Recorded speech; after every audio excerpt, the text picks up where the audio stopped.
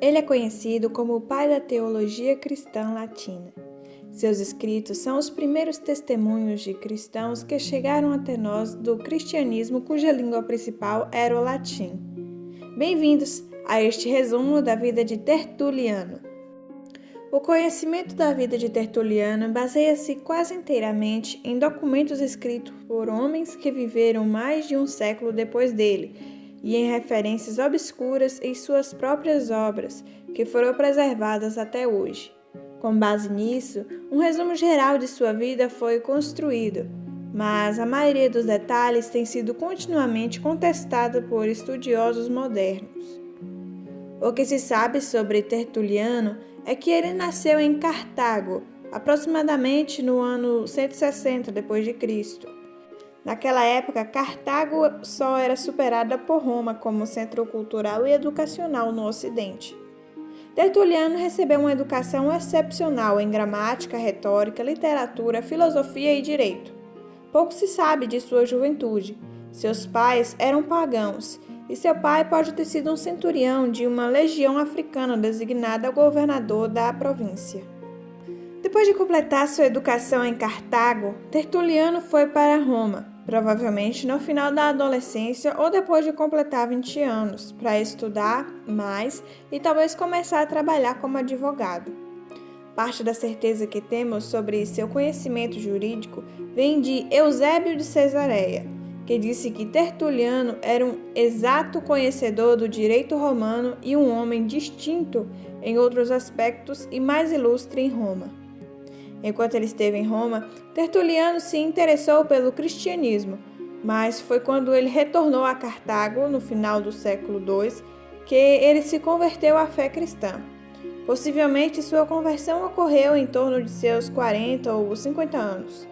Não há registro de sua experiência de conversão, mas em seus primeiros anos de trabalho, ele indicou que ficou impressionado com certas atitudes e crenças cristãs, como a coragem e a determinação dos mártires, o rigor moral e a crença intransigente em um só Deus.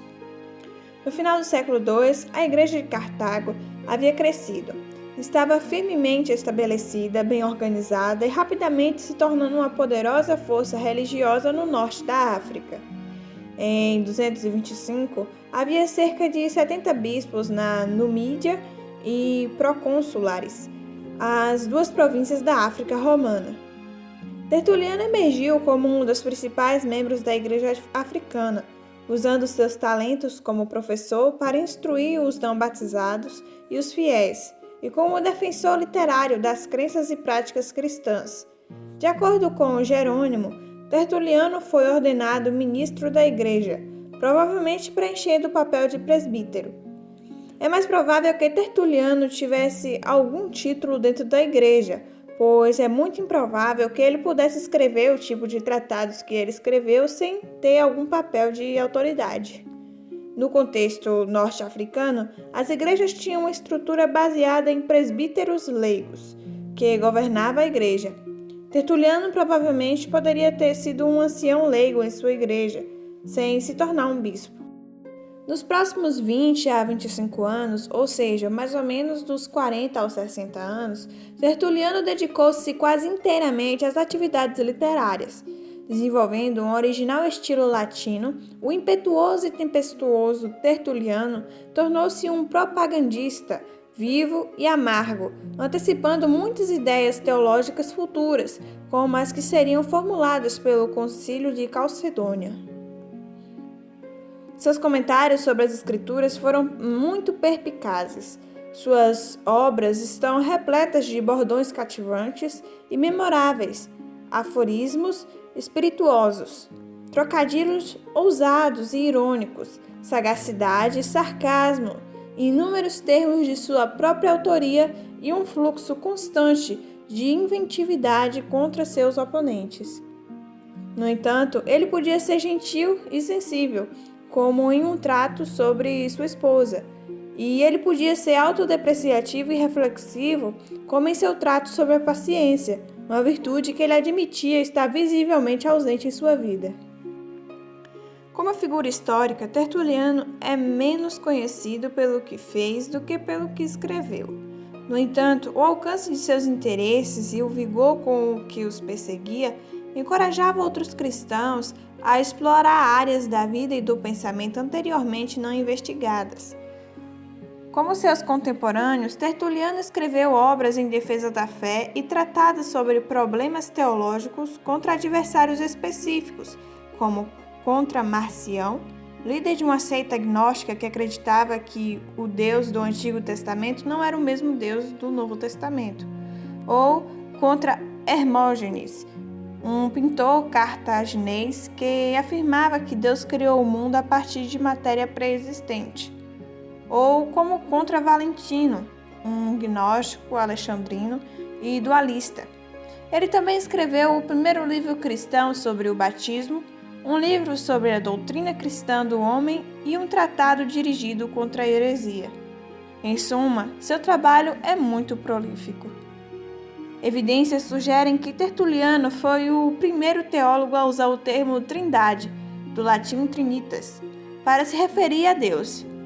Tertuliano usou o termo em Contra Praxeas, um escrito de 213, no qual procurou explicar e defender a natureza trina de Deus contra o ensino de seu contemporâneo Praxeas, que mantinha uma doutrina conhecida como monarquismo.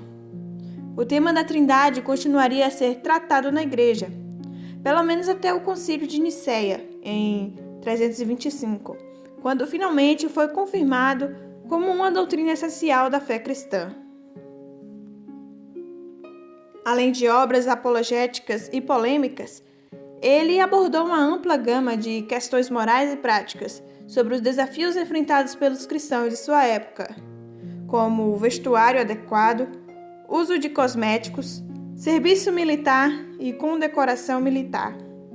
Também sobre se deve fugir sobre perseguição, sobre idolatria, sobre arrependimento após o batismo, sobre casamento e novo casamento, e sobre castidade e sobre monogamia.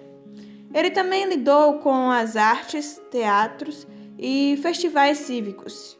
Algumas tradições afirmam que em algum momento antes de 210, Tertuliano deixou a igreja para se juntar a um novo movimento profético chamado como montanismo, fundado por um pseudo-profeta frígio do século II chamado Montanus, que se espalhou da Ásia Menor para a África.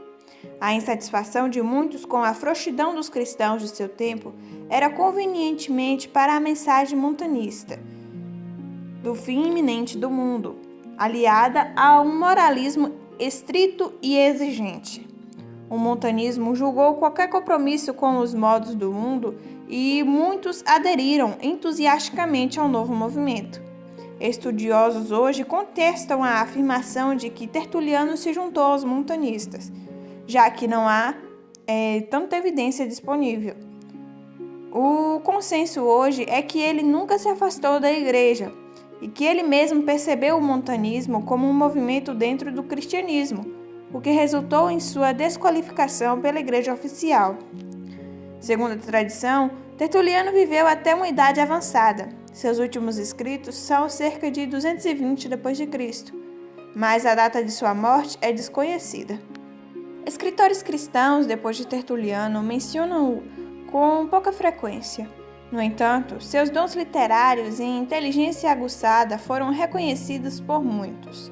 Cipriano, Agostinho de Hipona e até mesmo Tomás de Aquino devem muito a esse importante pensador.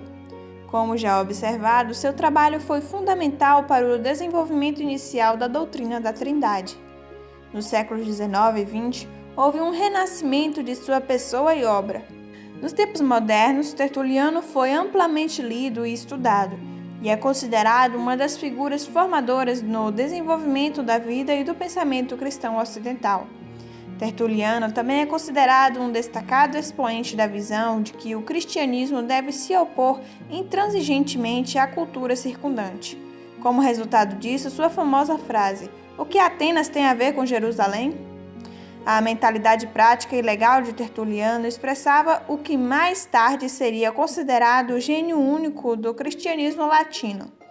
como a maioria dos cristãos cultos de sua época, ele reconhecia e apreciava os valores da cultura greco-romana, discriminando entre aqueles que podia aceitar e aqueles que devia rejeitar. Finalmente, é importante reconhecer e enfatizar que Tertuliano é uma das figuras mais importantes na transição do cristianismo, que ele passou de uma minoria perseguida a uma influência chave e central na sociedade romana. Ele conseguiu isso defendendo a igreja por meio de escritos, dos ataques e perseguições do Estado, defendendo o princípio da liberdade religiosa como direito fundamental de todo homem, princípio que a igreja é chamada a defender em todos os tempos. E você? O que você acha? Como você está levando o evangelho a uma sociedade secularizada em busca de significado? Como nós cristãos podemos ser espiritualmente sensíveis e ao mesmo tempo intelectualmente afiados? Você acha que em nossa prática de fé devemos evitar a filosofia e a ciência? Deixe-me sua resposta aqui nos comentários. Não se esqueça de se inscrever no canal, deixar o seu like e compartilhar esse conteúdo com mais pessoas. Que Deus abençoe a vocês!